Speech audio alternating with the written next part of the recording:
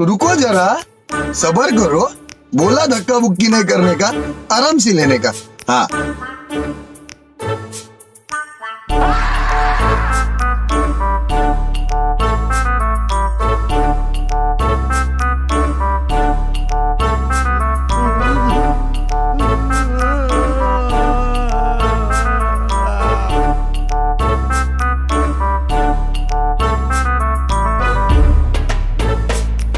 रुको जरा,